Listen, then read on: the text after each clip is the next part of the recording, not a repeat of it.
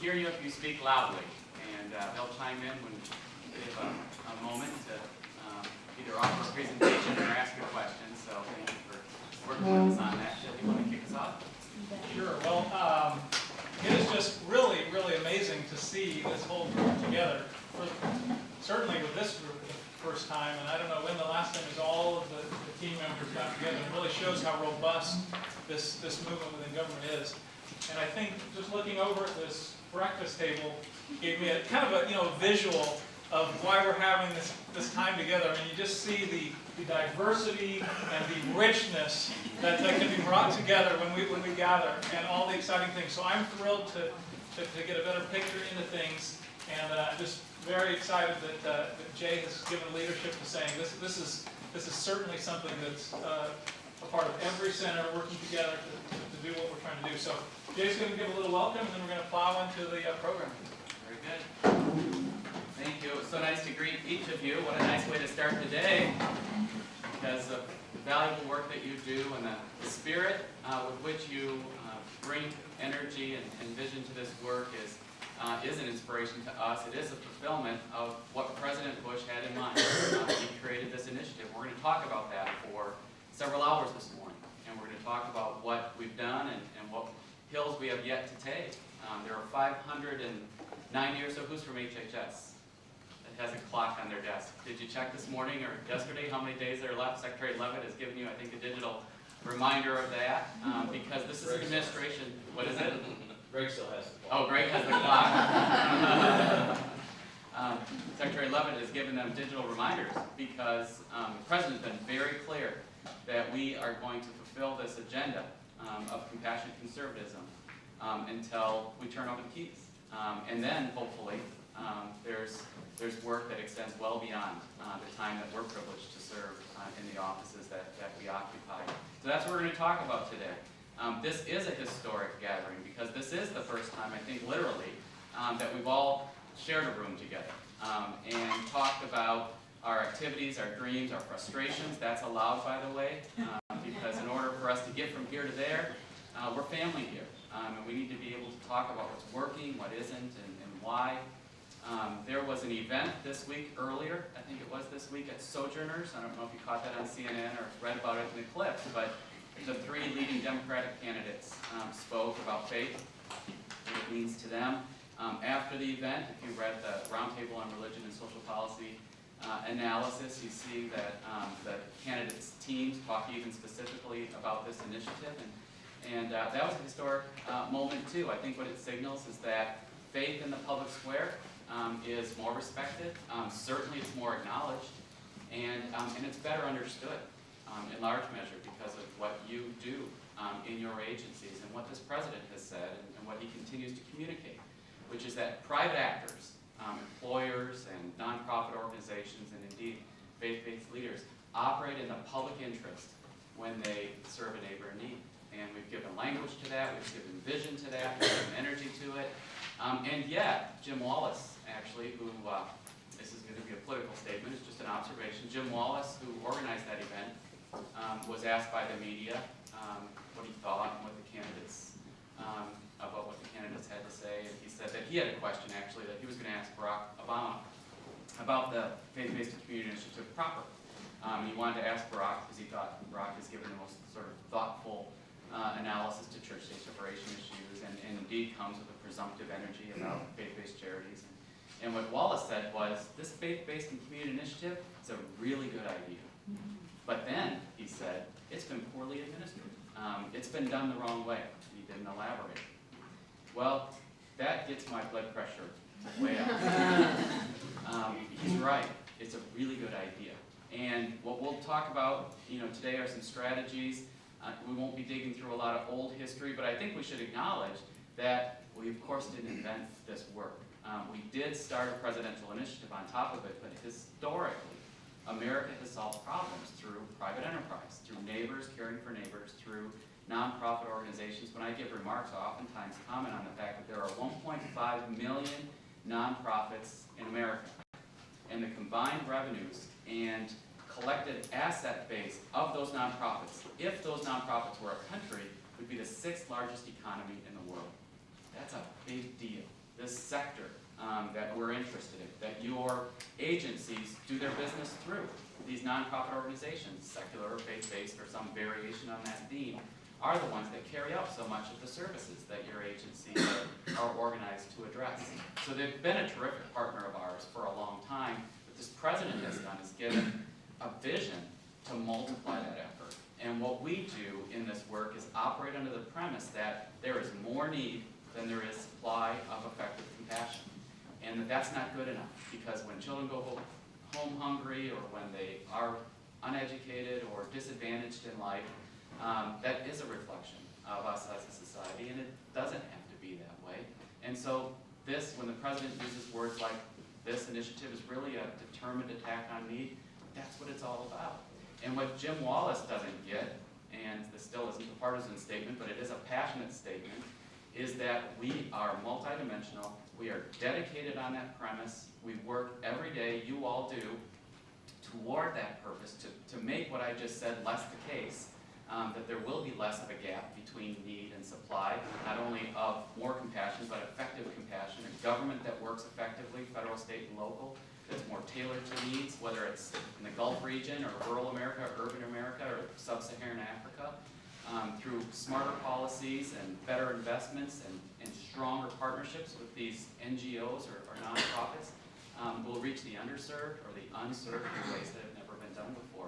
What the president does internationally has become the largest American response to poverty and need around the globe since the Marshall Plan. That's how many dollars we're spending as a conservative administration. And we're doing it in a distinctive way, with outcomes focus, with accountability, with a requirement for effective governance. He has said, as President of the United States, that prisoners matter, hasn't he, Steve? And he's given a language that no other president has. He represents a party that was a law and order party in the 80s that actually led to some laws that have created the largest prison population in the history of the world. And there's a place for justice that penalizes crime. That's a part of who we are. But that's not the end of the story. The other end of the story is that they are our neighbors too. And when 700,000 of them come back out of prison on an annual basis, and 2/3 of them only have a route that returns them to prison, that's just not very smart as a way to govern society. It's expensive, and it's not very humane or just in the fullest sense. So the president talks about prisons, and he talks about prisoners as neighbors. And you all will give these stories today when you give your agency reports, but the bottom line is, compassionate conservatism wasn't a political slogan. It may have been in part a political slogan. I mean, he defined his candidacy, and politics isn't a bad thing, but he defined his candidacy as distinctive because of compassionate conservatism. But this group assembled today exists because it wasn't just a way to talk about his approach to governing on a campaign. It's because he wanted to apply that. It's because he wanted to be a conservative prepared and to use government to leverage compassion in a way that, again, grows and becomes more effective and reaches out, not as a White House initiative only. I think it's very meaningful that the White House Office of Faith-Based and Community Initiative exists by its party in that score, of course, but I think it's important because the president still gives language for this. And a presidential initiative is a distinctive thing. To govern is to choose, and he has chosen to care about poverty, some of the themes that I've already talked about, but he's chosen to do something about it. So then, he's populated the agencies with your centers. And what he said is, don't stand on the side and be another program among 1,000 that your agency is about, but be a center that operates in two worlds, which makes your job somewhat schizophrenic, and I thank you for the extra labor that's required. But you have to serve a president who has a grand vision on reducing poverty through this determined attack on need, multi-sector, government, nonprofit, business, as entrepreneurial as it can be. Serve a president who has that vision and work closely with the White House that has an operational sort of emphasis on getting stuff done, but also do so in the context of your secretary's agenda, your agency's mission, whether it's each one of the agencies we'll hear about today. And that, I think, is the genius of this initiative. If it was just a White House initiative, it'd have been good, and it would have been historic. Other presidents have touched on nonprofit sector, volunteerism, civil society themes. No one has reached President Bush's commitment level to saying we need it and we need to grow it, and it's a meaningful, true partner. Just if we had had the White House office, we could have checked that box and we would have said that's great. And though the real strength of the initiative is we've embedded it in the behavior and practices of your agencies so that each of you can be experts in your own space. And you can have an economic development conversation, or we can have an education conversation, or we can have a workforce conversation. Not, again, with a sterile sort of off to the side, let's talk about faith-based charities at education or at labor or at workforce, but instead, how do faith-based and community organizations extend the reach of my agency? They have before, but now we need them to stretch further. And you are going to be amazed. It's a historic event today because we're in each other's company, and that's terrific, and we're a team, and we need to learn from each other. But also, you're going to be students today in the most dynamic classroom, I think, that we'll meet today to talk about public policy and to talk about compassionate conservatism. Because you're going to hear from 11 agency colleagues that, at least briefly, are going to touch on how this initiative is manifest in all these different ways and within all these different networks that we represent. So I'm going to get out of your way so that we can do this, but the point is, we're going to learn from each other. We're going to see what Jim Wallace doesn't know, that this is a many moving parts, many hills being conquered initiative, and then we're going to contemplate together, what do we got?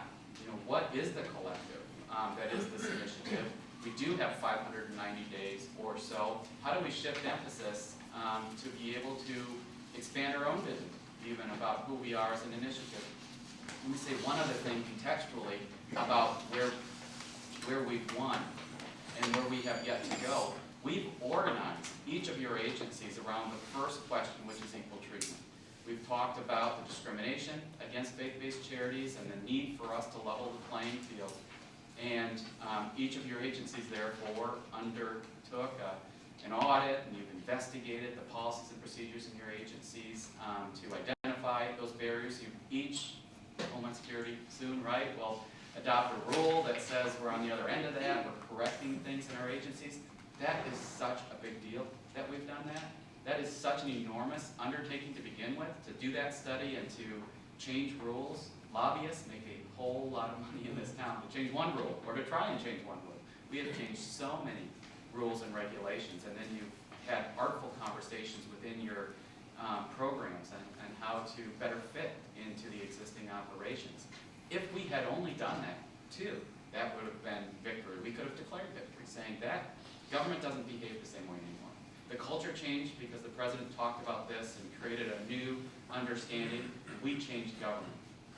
However, my guess, and I'll find out if this is affirmed by our conversation today, but my guess is we didn't want to stop there because the whole point of that, the whole point of the equal treatment exercise, was to create a better platform to solve America's social problems.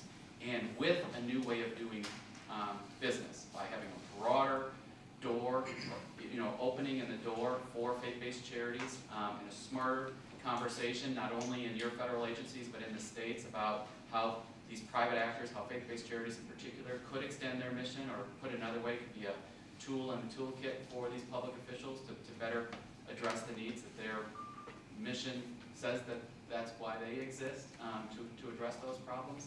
It's because we have a new platform now that we can go further and we can be more nimble and dynamic and entrepreneurial and reach further, is why we don't want to be done, is why we not only want to finish strong over the next 590 days, but because those three presidential candidates on the Democratic side, if they get the Oval, or if our team does, hardly matters.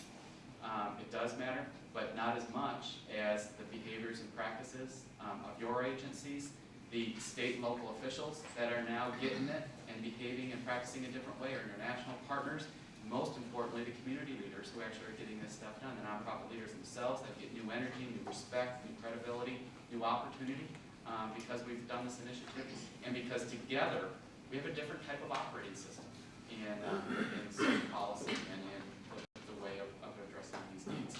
I think that's the big picture. I think that's why today's going to be so energetic, and I know that's why I'm going to get out of your way now, because I want to listen to you, and then I want to interact with you about whether or not these are interesting independent stories that will just continue to let the flowers bloom, and/or is there something of a collective that we have and that too many people don't see already, and that others need to catch the vision about. So I'll rejoin you at the other end of the agency presentations, and I thank you so much not only for being here today, but how you behave and how you act and how you serve this president and this nation, and most importantly, our neighbors in need on an everyday basis. Thank you.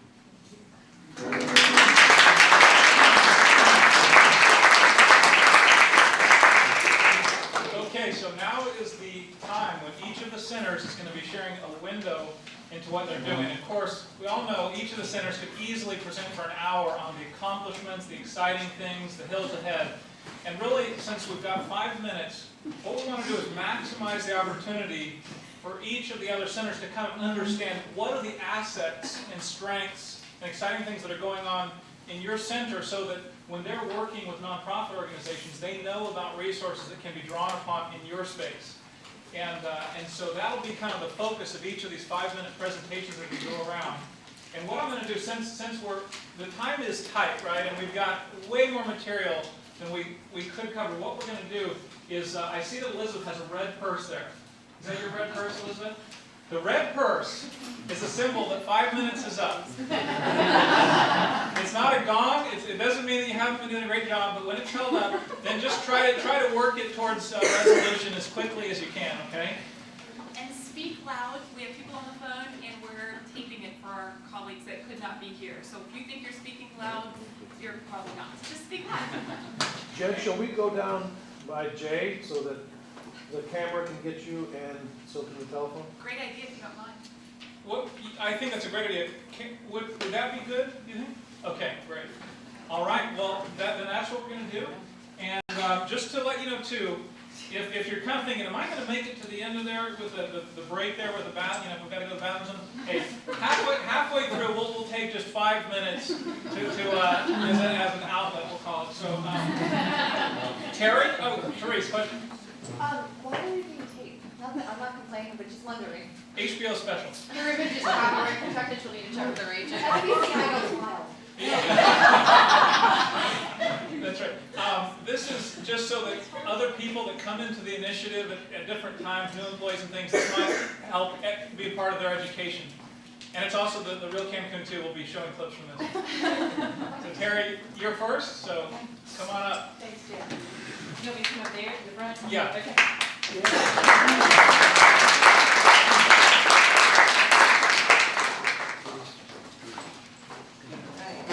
Well, thank you. This is exciting. I am Terry Hasdorf, and I head up the Center for Faith-Based and Community Initiatives at USAID. We also work with the Department of State, which is something that most people don't realize, but we're getting that word out quickly at the State Department as well. The first and foremost thing that we've been working on with the center is building capacity. And building capacity for our own office was one of my biggest priorities. So I'm very excited that we have Heather McClain and Nathan Webb, who are new on our staff, who are here with us today. The center has several programs that we work with. Two of the biggest that we're known for are the PEPFAR initiative, which deals with, of course, HIV/AIDS funding, President's Emergency Plan for AIDS relief, and then part of that we work with very closely as well is the New Partners Initiative. And as you may have heard, that is a program that is geared for new faith and community-based partners to enter into funding with the agency. It has been very successful, and we've done something that's very similar with that with the malaria program that we have, which is called the Malaria Communities Program. And we have had several capacity building trainings targeted for faith and community-based organizations. One was held here in Washington just about a month ago that we have had very good response from. So I think it's something that we're going to continue to do throughout the agency. It's my goal to try and partner this mindset with each of the bureaus at AID. AID is the most decentralized agency of government that exists. We have 75 offices roughly that serve about 110 countries around the world. And then we have mission allocations that go out to each of those mission offices. And that's basically like a block grant to those offices. And so each mission director has their own priorities that they set for those countries. Making sure that they understand what the priorities coming from Washington are and implementing the faith and community-based initiative in each of those missions is something that's challenging, to say the least. So it's exciting, but it's also a huge goal of mine to try and make sure that groups that are here in the United States or based overseas know to go to mission offices and partner with them and look for ways to get information on funding opportunities, because that's something that up until now I think has not been happening. One of the areas that we're expanding into heavily is public diplomacy. The State Department, of course, has the Public Diplomacy Shop, which is headed up by Karen Hughes. We've met with her folks, and they are very interested in looking at how we can partner up the faith and community-based initiative with the Diplomacy Through Deeds agenda. And if you read the language on that, it's incredible how much of a similarity there is in so many of the things that they're working on. So it's very exciting to see some of the synergy, and Jay and Karen Hughes have been talking about some ways that we can do that better. We've also been building some good relationships with the United Nations. The UN has several programs that obviously faith and community-based groups are working very actively with, and so looking for ways that we can increase partnerships and expand awareness on how faith-based groups can be a part of that is one of the goals as well. We've updated our website, which needed some updating, and it's exciting to see a lot of the feedback that we're getting off of the faith-based office newsletter that we send out. It goes out to roughly 2,500 people worldwide, and that list keeps growing every day. And it's amazing how many of those groups that get it then forward it on, and so I'll get feedback from, you know, somebody in Afghanistan, somebody in Albania emailing us and saying, you know, this is wonderful, we want to know more about how we can learn about the faith and community-based initiative. One thing that we've just done as well is we've partnered with Grant Station. I know that HUD and Corporation for National Community Service has done that as well. We're getting excellent feedback on combining the, or co-branding that newsletter. It's normally like an $89 a year subscription, and we're offering it free to any of our newsletter subscribers that want to opt in for that, and that list has been growing very quickly. As you all may have heard, we have a new acting administrator at USAID, Undersecretary Henrietta Holzman-Four is the new nominee for that position. She has not been Senate confirmed. We're in the process of meeting with her to not only bring her up to speed on the faith and community-based initiative efforts at USAID and state, but also she's very interested in meeting with some key leaders from faith-based organizations, which is really outstanding because it shows that she's looking to look for ways that we can improve partnerships and increase the accessibility for the agency. So that meeting will take place next week. One thing that has been a controversial thing with a lot of faith-based organizations trying to access funding has been with the Global Fund. And USAID helps contribute funding to the Global Fund. We had a group of faith-based organizations that our office helped pull together that met about 3 months ago. As a result of that meeting, they asked Dr. Kazatkine, who is the head of the Global Fund, the new head who has just been named, to come to a meeting here in Washington that was held about 3 weeks ago. And these faith-based groups not only talked to him about how they want to increase partnership with the Global Fund, but also put together a feedback guidebook. Man, it's hard to keep in on. It's a guidebook for faith-based organizations on how to better partner with the Global Fund. So that's a resource that we have available. We're putting that up on our website. We have a lot of things that we're updating the website with that are resources. I'll leave off. We're working with the agency to improve compliance and work on a guidebook that will go out to all the mission directors and be posted on the website that state will access as well, so that there can be better understanding of do's and don'ts with the initiatives. It's carrots as well as sticks, ways to highlight best practice models for missions, but also to look for ways to improve compliance. And that I will wrap it up.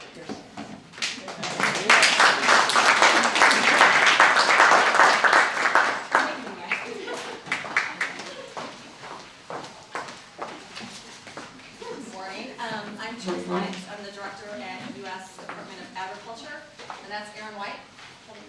That's my deputy director. This is our entire office here this morning, and we're happy to be here.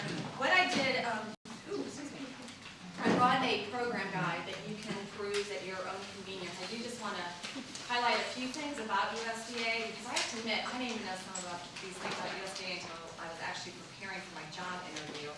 I knew about food, and when it comes to social services and food, we touch the lives of 1 out of every 5 Americans every single day, whether it be through the National School Lunch Program, the food stamp program, our commodities through the Emergency Food Assistance Program that that stock food banks and soup kitchens.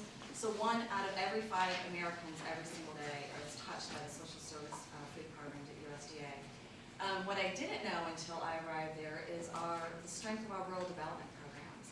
And in populations of 20,000 or less, families, communities come to us, not to HUD actually, when it comes to housing loans, when it comes to community facilities.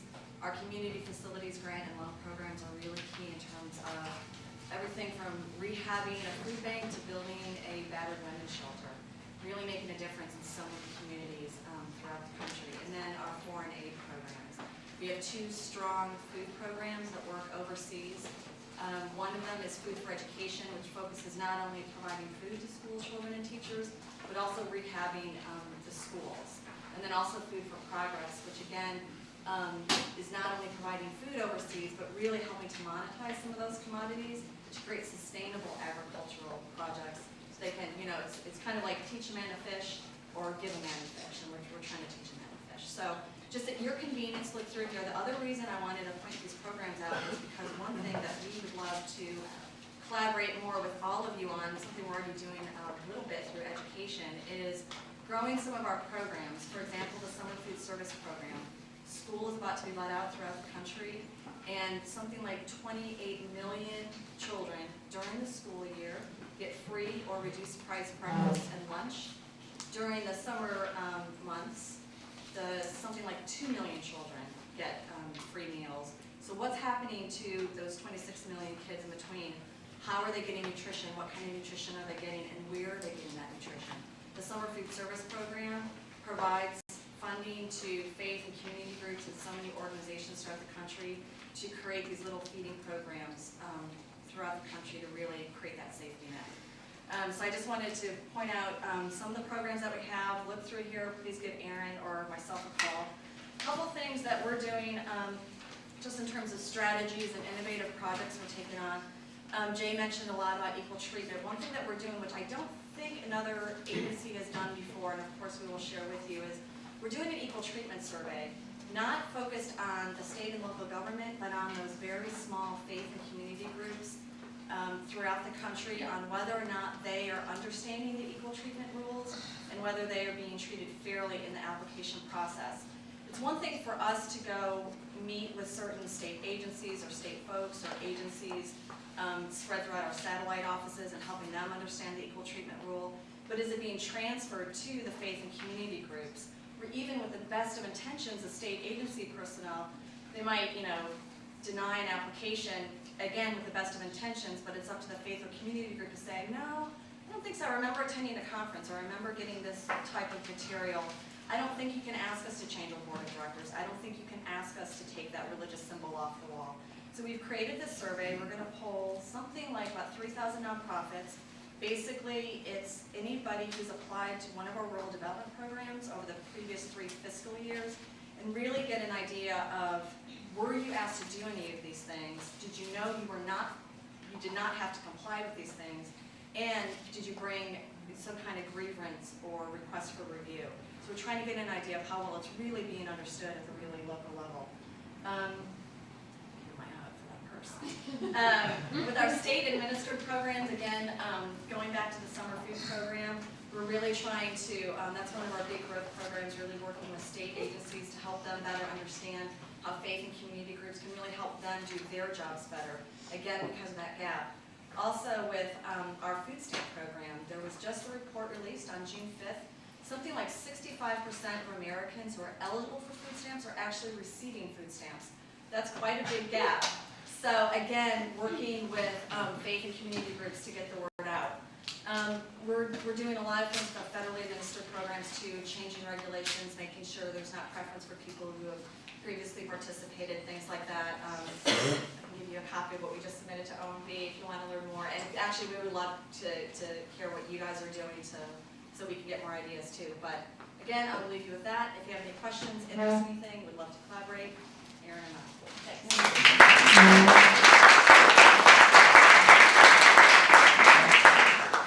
It would actually be a great help if you would introduce the people in your center that are here when you do it, so we can identify faces and names. Erin, do you want to? Sorry, did you introduce your people? Yep. Okay, fine. Sorry.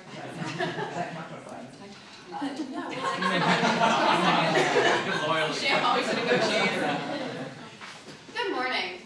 I Fritz, and I'm the director of the Corporation for National and Community Service, which, although poorly named, is in fact a federal agency. I have with me today Lillian Chen. Lily, if you want to say hi to everyone. And I think on the phone we have Krista Sisterhen, who is also part of the agency, and you'll meet her a little bit later phone-wise. Some of you have already met her in person. She's working out of our Ohio State office. So a couple of things that I want to share with you about the corporation. I like to tell people that we approach everything we do with a little bit of a sense of humility and good humor. We are a tiny agency. We're about $900 million agency. And so the reason that that's important to what we do and the mission of what we do is that our job is to really build the capacity, the way we view ourselves is to build the capacity of other programs that are investing in communities to build a culture of service and civic participation in this country. So I often joke with folks that I should have the easiest job in government if I get to be the faith-based director of the volunteerism agency. I mean, it should be the easiest thing I do, right? Well, it's not, so I'm going to show you a few I'm going to show you and talk through a few of the things that we do. What the materials that I've given you today is a little bit, it's a front-back two-pager on a couple of our priority initiatives, where we are in policy and research, and then our notification of our upcoming conference. There are also two fact sheets. One on some of our key research findings that tie volunteers in the service with faith-based organizations. And the other one is just a fact sheet on the corporation and its programs. So we have 5 major grant programs. Senior Corps, AmeriCorps, AmeriCorps Vista, AmeriCorps NCCC, and Learn and Serve America. And they're all about, in different ways, engaging Americans in service. And so, for those of you that aren't familiar with the agency, what a lot of times what our funding is for is to provide funding to support volunteers in some of the organizations. So when people come to us to apply for funding, we don't have funding for things like building costs or any of those kind of direct costs. What we do have is funding to support a human capital component in some of the organizations. That's why we really believe that all of our programs are about capacity building. A few priority initiatives that I'm really excited about that I want to tell you that we're working on right now. We have, one of the great things about the agency is that we have an infrastructure in our states. We have a federal office in every state, and then we also have, as a network of grantees, governor-appointed state service commissions. So in every state across the country, we have kind of a dual delivery system. We have a state inroad and we have a federal inroad. And so this ability for us to build capacity of nonprofits is incredible because we have people on the ground that are a local connection for folks. Some things that we're working on this summer. The Summer of Service is really about engaging youth who would be otherwise idle for the summer in service activities. One of the priority initiatives for our office this summer, what I've written on here, is this thing that we're doing in New Orleans with the DHS Office of Federal Coordinator for Gulf Coast Rebuilding. They came to us a couple of months ago and said, you know what, there are going to be a ton of idle youth in New Orleans this summer. We're worried about an upsurge in youth violence. What can you do? And what's interesting to note is that the first agency that they approached with this idea immediately went to Congress and said, we need more money. Because we operate in a little bit a different way, we're about mobilizing volunteers, what we actually came up with was an idea to use existing resources to mobilize a Summer of Service initiative for new AmeriCorps members to go to New Orleans for an 8 to 10 week service program. We're able to support them with existing funds, and we believe with the organizations they're going to be working with, we're going to be able to engage about another 4,000 out of the 19,000 idle youth in New Orleans this summer. So it's just been one of those labors of love, and is really exciting about the way that this agency that's set up a little bit like a corporation, sometimes that actually works in our favor. So sometimes we can be a little bit flexible and do some innovative programming, and we're really proud to be able to do things like that. Another signature initiative that we're working on throughout the year with our good colleagues at HHS is trying to put AmeriCorps Vista members who are what we call indirect service providers. They don't do direct things like mentoring. Instead, if a Vista member is in your organization, they might help you, for instance, write the curriculum for the mentoring program, or they may help you raise money for the mentoring program. I'm giving you these examples so folks that aren't familiar with the agency understand really how our resources are used and not as direct funds. But so we're hoping to put Vista members and the CCF and CEY grantees where it makes best sense so that we can help them recruit community volunteers, which in faith-based and community-based organizations are what creates sustainability. You know, a lot of the small nonprofits that we all work with don't have the staff that they need, and they rely on volunteers. And so we're hoping, what we're trying to do is help people better recruit, manage, and retain those volunteers so that their social services can be better leveraged and sustained. The big issue policy-wise that's facing the corporation right now is that we've been unauthorized for since about 1997.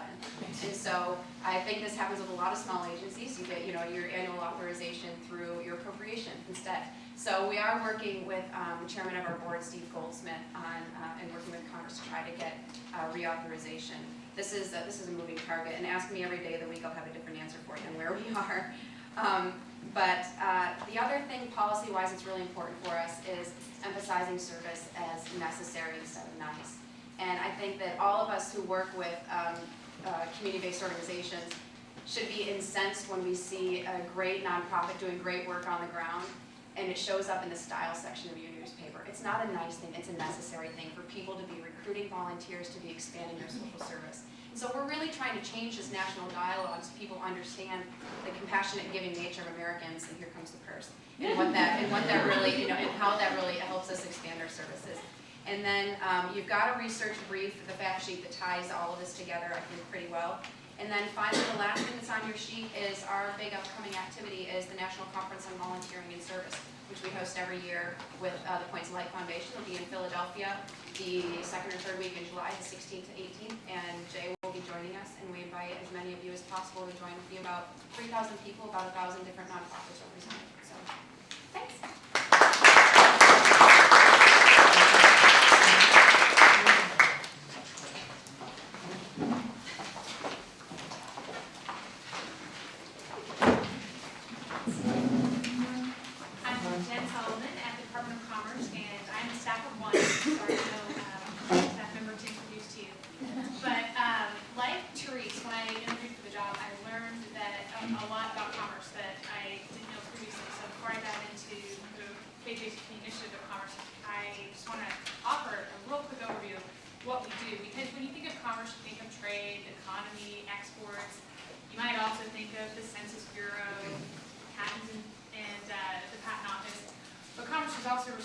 Commerce is the chief weather forecaster. We're very involved in climate control. We're also responsible for marine resources, and the National Hurricane Center is housed in Commerce. This is all to say that Commerce is a pretty broad agency with a lot of different interests, but relevant to faith-based community initiative, one of the priorities for Commerce is encouraging economic growth in distressed communities. And the agency at Commerce that's most relevant to our initiative is the Economic Development Administration. And this is the sole agency at Commerce that offers investments in social service organizations. So we're a little bit smaller player than some of the other agencies, but the work of EDA is important. And EDA aims to create wealth in communities and minimize poverty by partnering with organizations that work towards enabling self-sufficiency and really creating healthy communities. So when we talk about financial resources, we talk about grants coming out of the Economic Development Administration. Commerce does offer some other non-financial resources to the initiative.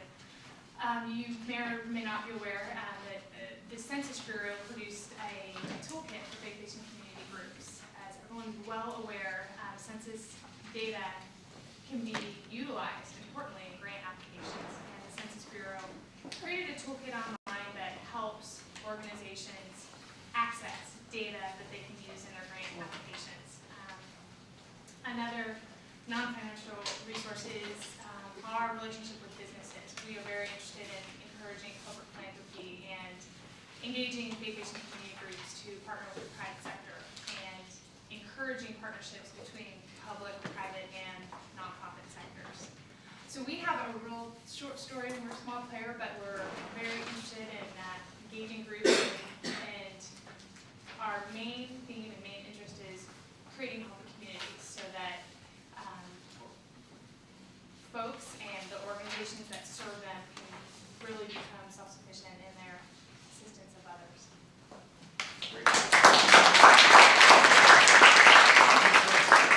No words necessary. Time doesn't carry you.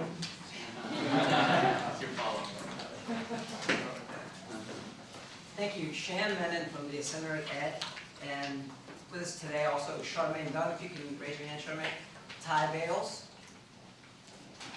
Rick Boucher, And we're fortunate to have David Downey, who's a detail to our center. Many of you know him from the conferences. He wears many hats. Chris Bear is formerly a part of our center, but as you know, wears very, very many hats. Been around doing great work for quite some time now. Also, we're happy to have with us our interns for the summer, Susan Weber, Phil Miskovitz, and Scott Stevens. I don't want to get the purse, so I'm going to. As Jay mentioned early on, our mission at the center, as in all the centers, is to implement the initiative consistent with the agency's, in our case, the agency's mission. And what that means is the Department of Education's support for the education law, No Child Left Behind. And really what's No Child Left Behind and the school choice provisions and the parental option provisions that go along with it that are of interest to faith-based and community organizations. And to get a good sense of what we do, we really have to understand No Child Left Behind. So I'm going to spend a minute just to talk about that. When the President came into office in 2000, we saw a period of time where there was increased spending on education, federal, state, local. So much so for the kind of the totals, if you will, roughly speaking, K through 12, 1991, 1992 school year, $261 billion federal, state, local, which it expanded to school year 2000, 2001, roughly $422 billion. The federal investment is about 7%, mainly towards low-income children and children with disabilities. But what we saw during that time of increased spending that the President saw is that as we spent more money, the gap between low income and high income increased. The gap between minority and minority students increased. Low achievers, high achievers increased. So when the President came in, consistent with principles of federalism, said to the states, look, we're going to take taxpayer dollars and give it to school systems. We're going to have to put in some accountability measures. In the previous administration, roughly 11 states or so had some level of testing standards and the like. And so to that end, No Child Left Behind passed with bipartisan, large bipartisan support, put in this goal that all students would be proficient by the year 2014. States set the standards. They were given greater flexibility in how they spent the federal dollars, and in return, that they would get flexibility in spending those federal dollars, but had to implement some level of testing so we knew how the children were doing. In grades 3 through 8 was the initial testing kind of requirements, and that continues. Under reauthorization, we're looking to expand that. But with those testing requirements, and the goal was children proficient in 2014, no longer were looking at average scores. You had to then break down the scores, say if the overall score average was 60 and that was the goal. You have to break it down, disaggregate it in every subgroup, African American, Hispanic, Asians, children, ESL children and the like, all had to kind of meet those standards. So that was the goal. There was some pushback as it was implemented, words like unfunded mandate, and that's kind of what's in the discussion under reauthorization. But it's not a mandate because states don't have to take the money, and it's not unfunded because our education funding has gone up. Now the federal investment is now actually 9%, and dollars have risen.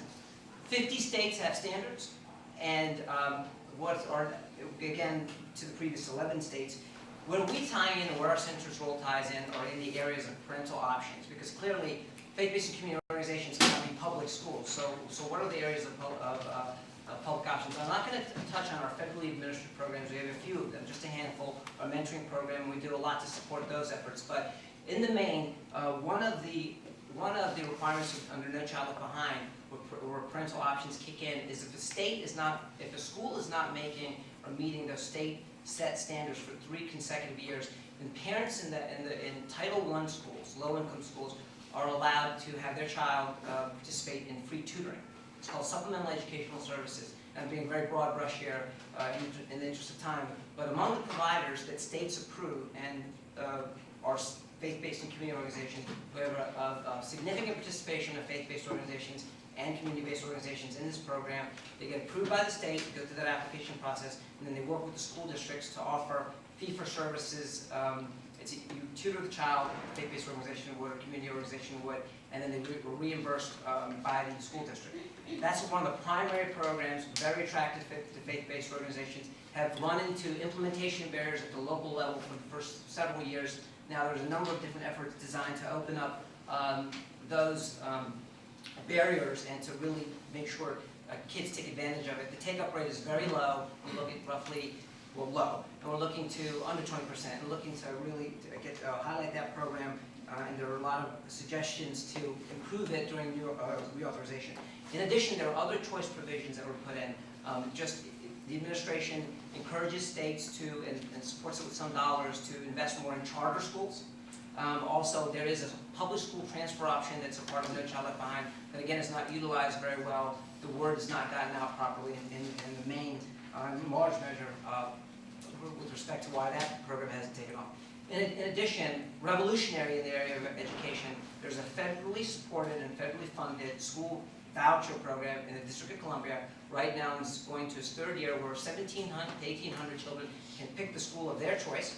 Private schools, in addition, obviously, and since 76% of private schools are religious or religiously affiliated, and 82% of kids who attend private schools attend religiously affiliated schools, obviously it's of interest to faith-based and community organizations. We do technical assistance around that, the Supplemental Educational Services Program, our mentoring program, and that's what we spent a lot of time doing, just to give you, because I just pulled these numbers for Jed. Since January of last year, we did roughly 40 workshops, roundtables, for roughly a little bit over 3,000 folks attended, and that's how our primary mechanism to work with our state folks to not only equal treatment, but to kind of get them in a room together, because they do the actual grant training with faith-based and community organizations to understand their interests, their power. Moving forward, a lot will depend on what we do in our mission in education on whether No Child Left Behind is reauthorized, what that will look like. And the President has roughly $150 million he is proposing, in addition to the $10 million in DC for the expansion of the school choice type programs around the country.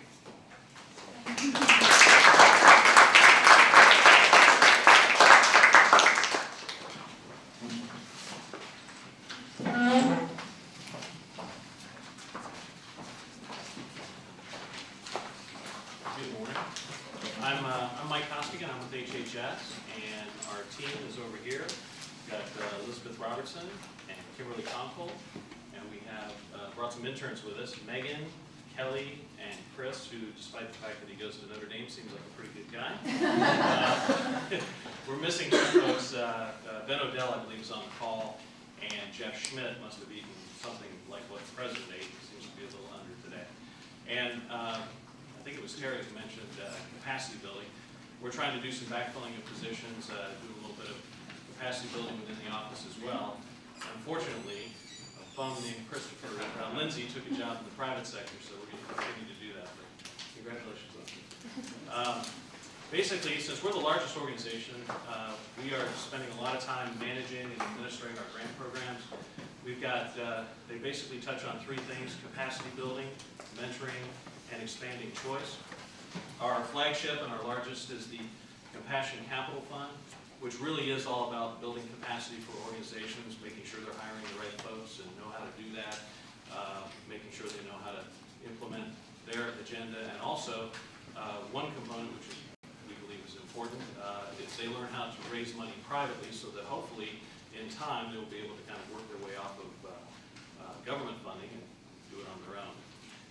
We have three different ways that we distribute money. We distribute through intermediaries, which are groups in regions that will make sub-awards to organizations that they determine can most effectively use the money. We have mini grants in CCF, which are just direct payments to organizations.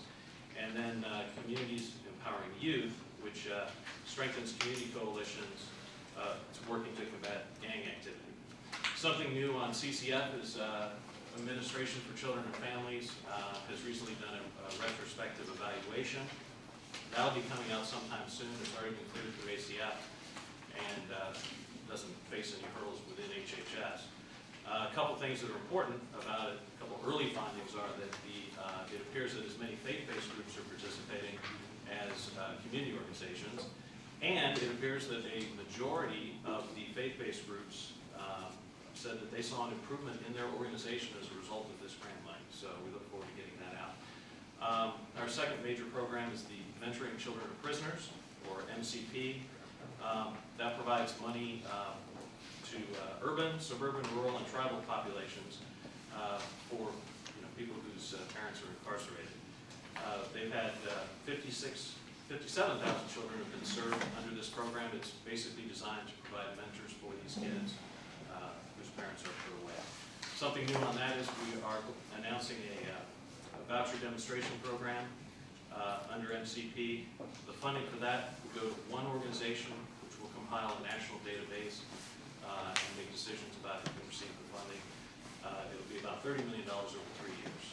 And then our final choice program, ATR, which Jed is getting very familiar with, that's designed to support capacity, client choice, and increase the array of faith-based and community providers for clinical treatment and recovery support services. Right now, there's about 31% of the dollars for clinical treatment and recovery services are going to faith-based organizations. We're kind of in the midst of, they've been parted, as you know, we're sort of in the midst of a philosophical battle on vouchers in general. Hopefully that's not going to be a theme towards the end of the administration, but it's something that we're working on, and HHS is trying to mediate some sort of agreement. Finally, something new. Elizabeth, for some time now, has been working diligently on revising our state guide out of HHS, which we hope will be of benefit to all of you. It's designed to give state and local administrators some ideas on how they can develop and enhance partnerships. I was hoping we could announce it today, but we're sort of we're close to getting it cleared, and we look forward to getting that out to you. That's basically it. Yes, ma'am. Mike, can you tell everyone how the organizations that they work with can tap into the resources of CCF even if they are not a grantee or a sub-grantee? Oh, through training and Yeah. right. There's a variety of free training that goes on once that money is awarded to those regions and goes out. The intermediate areas will provide all kinds of training on capacity building and fundraising and whatever things are needed. It's just a matter of identifying who the intermediary is and getting in touch with them. Okay. And that's pretty much it.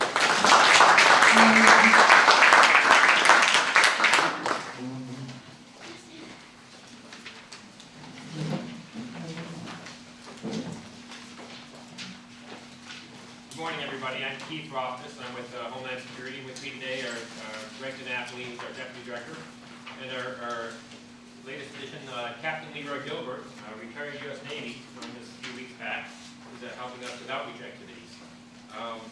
What we're working on at DHS, I kind of just adopted the White House frame that I like so much. We're looking at influencing policy development, fostering partnerships between state and local governments and faith-based and community organizations, some outreach and technical assistance, and looking at pilot project and grassroots initiatives in accordance with DMA. With respect to influencing policy developments, really, you hear it so many times, the devil is in the details. There are some principal governing documents that govern Homeland Security doctrine with respect to preparedness and emergency management. These are the National Response Plan, the National Incident Management System, the National Preparedness Goals. And if we're not talking about engagement of NGOs generally in those documents, and faith-based and community organizations in particular, it's less likely that state and local governments are going to be incentivized to reach out and work with these groups. Why is that? Because when the Department puts out its Homeland Security grant dollars, which in FY 2007 was $1.9 billion, those state and local governments are ordering their investments on Homeland Security, decisions based on what's in those documents. It's up against the National Response Plan or National Incident Management System, and they know that the grant guidance is saying that you need to be in compliance with these policies. They're going to order their investments in that way. So we want to make sure that these documents talk about engagement of these organizations, not necessarily on a funded basis, but at least on a non-funded basis, so that we know that they're reaching out to them and bringing them into the process of emergency management. So that's what we're trying to do with the policy development. And these are works in progress. The National Response Plan was supposed to be out June 1st. It's not out yet. We're still waiting for it to come out. The National Preparedness Goal is very close to coming out. And I think we did some good things there with getting some very strong language in there. We had an assist from Jed here, already ably filling his shoes there. The other policy initiative we're working on is equal treatment regulation. We are hopeful, very hopeful, that By the end of the month, that will be published as a preliminary rule in the Federal Register. We're also looking at fostering partnerships between state and local governments. Again, there are non-funded aspects of it, there are funded aspects of it. With the non-funded, we're talking about getting these groups into the table. We're talking about getting them training, getting them into the exercises. On the funded side, there are two branches there. There's the preparedness side, and then there's the mitigation post-disaster side, where the FEMA Public Assistance Grants comes in. It's a lot easier to see money flowing to these organizations in the post-disaster context, because there's specific reference in the public assistance programs to funding nonprofits. It's much more opaque on the preparedness side. When we're talking about a Homeland Security Grant Program, the program I just mentioned that has $1.9 billion that goes out to state and local governments, the only eligible applicants for those funds, that $1.9 billion, are governmental entities. It's going to be states and local governments. How can possibly we get some engagement with NGOs or faith-based organizations in there? Well, it would have to be on an indirect or sub-grant basis, where maybe that they have a capacity that they can bring in to their state and local government and say, hey, we can do this. We understand that under the Homeland Security Grant Program, you can engage contractors. And that's going to be the focus of our outreach activities, part of our focus. We're going to launch a series of workshops across the country. We're having our inaugural workshop June 19th down in Tampa, working very closely with the governor's office down there, the faith-based folks down there. We opened up registration about 2.5 weeks ago, and I think we have, as of yesterday, about 150 people signed up. And these are folks who just have not been engaged before. We're going out from highways and the byways and making sure that we fill this up so that, if a storm ever hit Tampa Bay, people know who they need to be talking to. We're going to be stressing the importance of relationships. You want people to call their local emergency managers and get engaged at that level. I can't tell you the times I've gotten phone calls from folks wanting to get a contract with FEMA. It just doesn't work that way. There's this perception out there that FEMA's going to take care of everything. We keep on stressing, disaster is local, disaster is local. You're much likely to get engaged with funding or whatever from FEMA if you've been engaged locally, if you've been engaged at the state level. It's one of the problems we've had with Katrina, is we didn't have that beforehand relationship building. But that's what we're looking at, and thank you.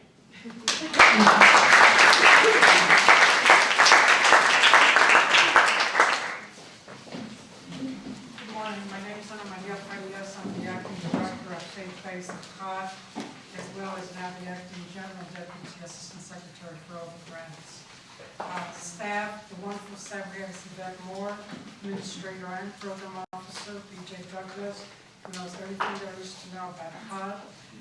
Jovette Gatson, who is in charge of the grant writing. She came to us as one of the presidential management fellows. They usually serve as interns. And of course, David Carradini, who comes to us from Dartmouth, also via Yale Divinity School, that loves to do the writing and all the data collection. Everybody loves data collection. There are three things that I want to talk. I've been at COD since the beginning of the administration, April of 2001. And the three things we'll talk is training, coordination, and especially using the bullet poker to advance COD's policy thinking. As far as the training, this year there are going to be something like 40 grant writing seminars. They're all free, as well as 10 regional advanced seminars. The advanced seminars are, the good news is you got your first grant. The bad news is you're going to be audited just like $100. So we need to tell you the do's and the don'ts. And since its inception, there are something like 30,000 people that have been trained, and we've had over 288 training sessions around the country. We had one in Alabama where I understand there was something like 600 people, and I come from a small southern town. And my attitude was, from small southern towns, everybody will come because there's nothing else to do. When we were in Tampa, Florida, just a few months ago, they were about 800 people. So wherever we go, people are there. And it was so huge that we're going to have another one in Tampa. And it wasn't just the grant writing seminars, you have Department of Justice, all the other entities, because there they know we can't give them hurricanes. If it happens, all of us have to be ready. The other things that we do very closely with the coordinator, we do the federal, state, and local. We have 10 regional directors and 72 field offices.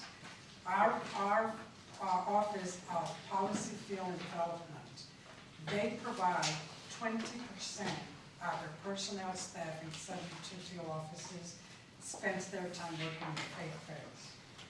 And they spend about close to $2 million a year in personnel doing this.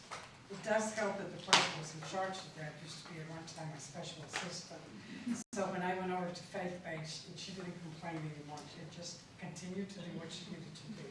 And what we do with these 10 regional directors, about once a month or so, we meet with the regional director and all the field people from that area to talk about faith-based. But what also happens, they bring in some of the faith-based grantees that have done phenomenal things. I was just in Kansas and Missouri. We saw 5 grants that come from Community Planning and Development, which is the other program that I administer. 3 were faith-based, and they were absolutely fabulous. So we do have somebody from Public Affairs that's going to come and do a 2-3 month detail to help us with the lives transformed, with the understanding they check everything with you first before you decide what you do. And by the way, this is outdated only because I bumped into the secretary. I was going into New Orleans, he was coming out of New Orleans. So while I had him there as a captive audience, we talked about, he always asked about faith-based. And I asked about how we needed some public affairs, and his public affairs assistant secretary was there. I was absolutely, what else do you need? So we took it from there. One of the things that we do, our office also administers all the disaster recovery, which is something like $27 billion. And I know that in December in New Orleans, you're going to know what is the faith-based done. And I think one of the economies that you're going to see is on Monday, we're sending a team of 15 federal employees, once again, to go to New Orleans, to sit down with them, hold their hand, technical assistance, tell them, this is what you need to do, this is what you cannot do. So on the one hand, you're going to have all of those technical assistance, the niceties.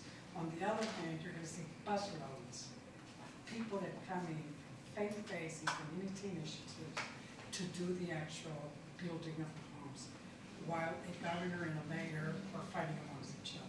So I think when you're there in December, you're going to see that the actual construction that is taking place is mostly faith-based. So that's going to be a great part.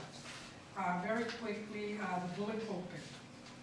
One of the things that we're going to be doing in July, there's a huge Hispanic national organization, LULA, one of the ones that's been, I think, working closely with the administration. This is going to be in Chicago from July 9th to 13th. We are going to have a booth. We were going to have a faith-based booth, and then we found out that Fair Housing is having a booth. We're going to have all our, mostly our faith-based brochures in Spanish, especially the Hurricane Toolkit. And we're going to be sharing the booth with Fair Housing, because the attitude is, yes, it's civil rights, yes, equal treatment, and guess what? Faith-based, it's deserving of equal treatment as well. Thank you.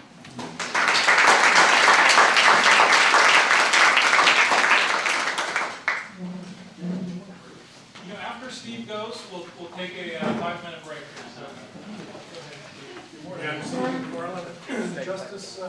We're the only task force. I don't know what that means, but hopefully we're not temporary. Task force is community initiatives. I have a pleasure of working with Miriam Moore at the end of the table, Deputy Director, Janet Hoisington, our very special assistant, and Sarah Jazz just joined us this week as our intern.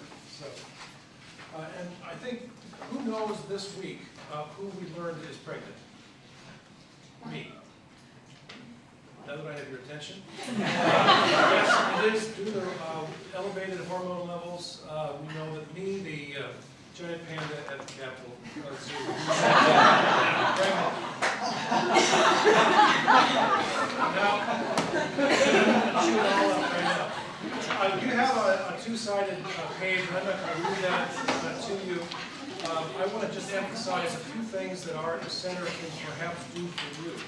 What would be most practical? Number one, you notice on the second page there's a discussion of RFRA, Religious Freedom Restoration Act. Hopefully in the next month, our department will actually release this legal opinion that relates to World Vision but also will be applicable as kind of legal parameters to help you navigate through on the issue of whether, even if your authorizing statute prohibits a grantee from discriminating in their hiring practices, there are certain, on a case-by-case basis, there are certain circumstances under which this statute, this 1993 law, may entitle the grantee, will actually trump that statute, that discriminatory ban, and will allow that grantee to prefer people that share their religious mission. So I think that would be very important for you to tap into, to have perhaps a cross-link on your website, and to put that into your solicitations when your general counsel absorbs this important legal opinion. Second thing is, any day now, the Supreme Court will hand down a case called Pine, I don't know who that might be referring to, versus Freedom from Religion Foundation. And I just want to emphasize that in layman's terms, the constitutionality of the initiative is not at stake in that case. What is at stake is who can challenge it in court. And without going into the merits, in other words, if Jay loses, so to speak, and the rest of us who are named in that suit, it just means that there may be more nuisance lawsuits against the initiative, but it doesn't mean that the Supreme Court has said anything about constitutionality under the First Amendment of the initiative. And if we win? And if we win, then we'll have a lot fewer lawsuits, and that means less time spent on looking for documents and so forth, and more of the kind of work that really changes lives. Third thing is, if we can help you with an informal legal opinion, we're not trying to usurp what your general counsel do, but Miriam and I have a lot of experience in First Amendment law, and would be happy to give you a second opinion informally. And not trying to overrule your OGC, but sometimes those folks are not as quite familiar with First Amendment religion clause issues, so let us know how we can help. And then one of the things that Justice is particularly and uniquely involved in is the reintegration of prisoners, ex-inmates. So there are a lot of exciting things. Some of them are mentioned, some of them are not. One thing I do want to mention is it's been fun to work with Jed on his initiative. We're trying to put together a White House summit, national summit on prisoner reentry that will be in Los Angeles on November 27 and 28. And appreciate your just keeping that in mind, because that would really bring visibility to a very important issue that we work a lot on. We also have some ideas about a national database, so I'm trying to find some funding which would basically have a database of all the service providers, public and private, who provide reentry services, so that when Jed is returning to Wichita from prison, before they can just say, all right, Jed, you're going back to what zip code, or 22046? Well, the Baptist Church provides some transitional housing, and the Jewish Community Services provides some job training and so forth. And it's a simple matter, but it simply doesn't exist, and that would be a very high priority for us. And then finally, just among friends, candor, what are some of the challenges? Well, needless to say, the Justice Department has been in some unwelcome publicity of late, so I'm hoping that top leadership hangs around. Our direct boss, my direct boss, the Deputy Attorney General, has already announced that he's leaving. He was already planning to leave, but maybe not quite as soon as he is. And that could be a challenge, because we'll probably not get a confirmed DAG, and we'll have an acting, and I'm hoping that acting individual would not just be a manager, but would allow us, as Mr. Zinsmeister mentioned to us in this room when he came aboard, to keep pushing the envelope. We're not just making sure the trains leave on time, but rather we want to really advance the President's agenda and reentry initiative. So those are some of the challenges. Good news, without earmarks, we've got an extra $300 million to throw around. So, but that wasn't the bad news. The bad is that usually the mindset is a prosecutorial mindset in our department, and so most of the money usually goes to law enforcement rather than reentry. So it's a mixed bag, but it's a pleasure to work with you. So thanks a lot. Okay, this break is really just a 5-minute bathroom break. The red purse will be raised in 5 minutes. I'm Joe Chapman, director of the SBA Faith-Based Center. My colleague, Deputy Director Peter Jackson, raising his hand. The way I like to put it is Peter is the brains of the center and I'm the handsome face. People often ask, well, what does SBA have to do with the faith-based initiative? SBA is charged with helping small businesses. And I've been asked this question so many times, and by so many people that I have my stock answer, and it's kind of a joke, so let me share it. Some of you may have heard of Willie Sutton, the notorious bank robber from the 1930s. And Willie was always robbing banks and then getting sent to jail. And then they let him out of jail and he'd rob another bank. And they'd let him out and he'd get to go to prison back and forth. Finally, somebody asked him, Willie, why do you keep robbing banks all the time? And Willie said, well, that's where the money is.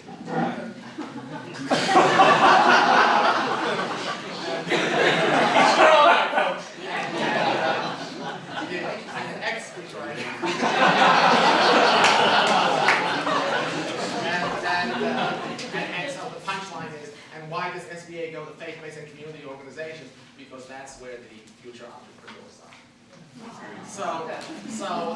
It was a little difficult in the beginning getting SBA to focus on nonprofits because the mindset is almost exclusively on for-profits. But we did that, and what was very helpful was our quarterly report.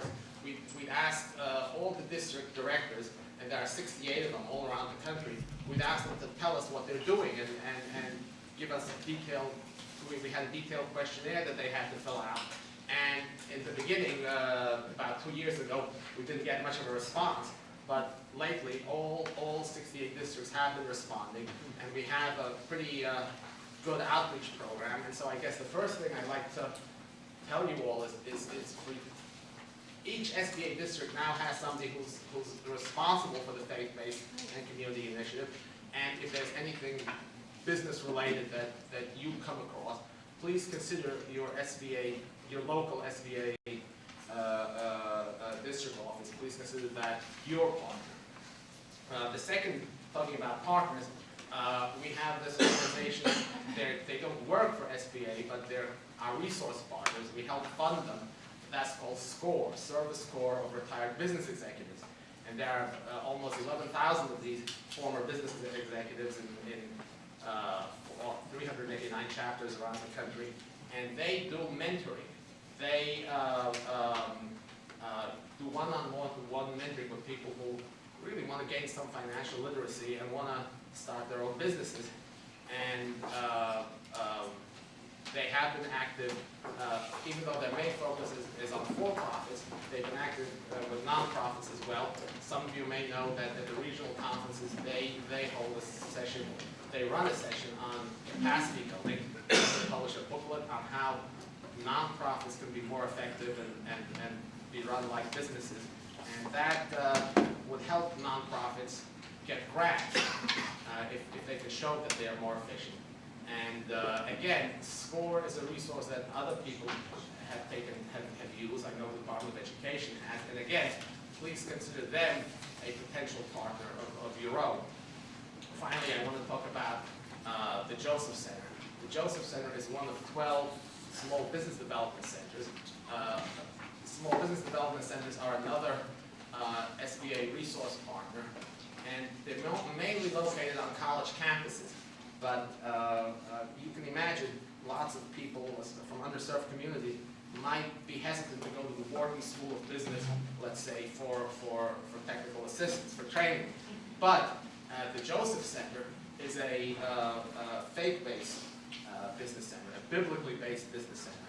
It was started by a former Vietnam veteran. I think he was a fighter pilot in Vietnam. And we have helped them get some funds.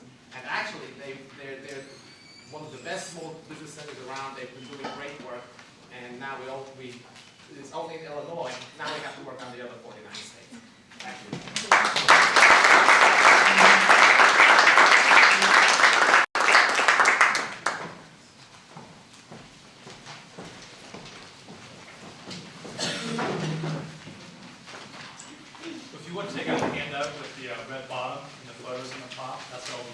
group. My name is Brett Butler. I'm the head of the center at the Labor Department, and with me on our team is Eric Hellman, Dory Rutherford, April Bender, and Chris Steele. Scott Shorthouse wasn't able to join us today.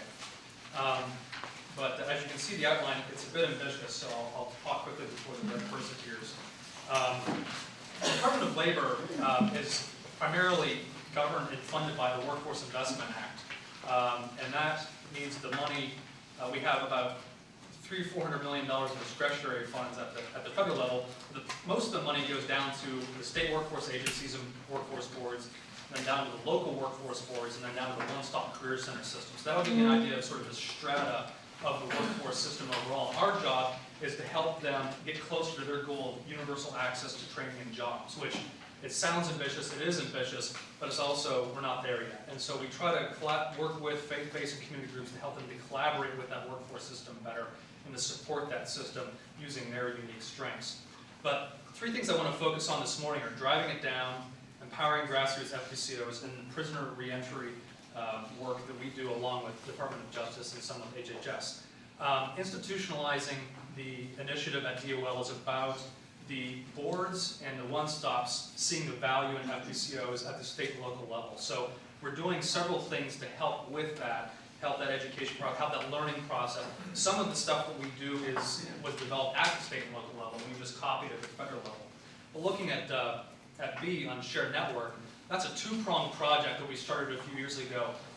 It's active in 10 states right now. There's two parts to it. The first part is an online resource directory that links one-stop resources to faith-based and community initiative resources for mutual referrals. And that's a statewide online resource directory that we've seen work very well. The second part are access points. These are simply faith-based and community organizations that make one-stop electronic resources available to people that come through their doors. They can do job searches, they can work on their resume, and they can access other electronic resources. For those of you who went to the research conference yesterday, we found, we heard how important access is to services and how little access there is in high poverty areas. So I thought that was really interesting. And this program is trying to shove the resources out into those high poverty areas.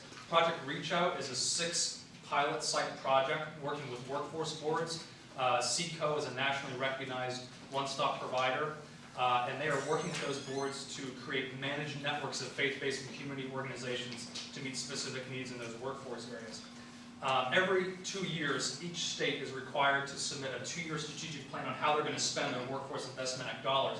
And this year we were engaged with those plans, and we said, send us your information about what you're doing on the initiative, working with faith-based and community groups. So we're analyzing that information now from every state, and we're going to roll out a new round of technical assistance for states that'll be run out of our 6 regional offices through the Employment and Training Administration. Also, mini grants for state and local workforce boards. These are just going to be very small grants that we will award to state and local boards for connecting to their faith-based and community groups in their areas, whether it be in their state or their local community. The grants will range from $2,500 to $8,000, depending on whether it's a state or local board or a half-day or a full-day conference. Lastly, the web-based equal treatment training is based on the core module that I sent out to folks several months ago. Only we've doubled that in size and made it relevant to DOL. So that's going to be primarily focused on state and local WIA administrators for the first round. We'll develop a second one that's very similar for federal employees, and we'll develop a third online training course for nonprofit recipients of WIA dollars. And that's really primarily geared to educate nonprofits, faith-based and community groups about their obligations and responsibilities and under equal treatment regulations. Under empowering grassroots FBCOs, DOL has had about a dozen programs over the last several years that link directly to nonprofit grassroots organizations. I'll just quickly mention two. The Employment and Training Administration's grants for grassroots faith-based and community groups are small grants that are made directly to faith-based and community nonprofits, primarily small nonprofits, for direct services for unemployed and underemployed populations. The second part is they have to link with their local one-stop career center. So it's not only providing direct services, but it's also a direct link to the one-stop service, which is helping leverage funds through that process. Another one are grants to local workforce investment boards, and that was an intermediary model where the grants went to Wow. I didn't even get to 3 entries. Well, very quickly, I'll just say we're helping build the capacity of grassroots groups through the technology management project and results management project, piloting different MIS software systems to help them track the results and manage their programs and articulate what they do better. Call me if you want information on that. On reentry, really quick, ready for work, did well, PRI, doing well. Beneficiary choice contracting is a brand new grant, 5 grants, $1 million each. We're hoping to award this summer. What's interesting about that is it brings together 4 unique elements: specialized services for ex-offenders, an intermediary grant model, indirect assistance, which is essentially expanding choice, and incorporates grassroots organizations.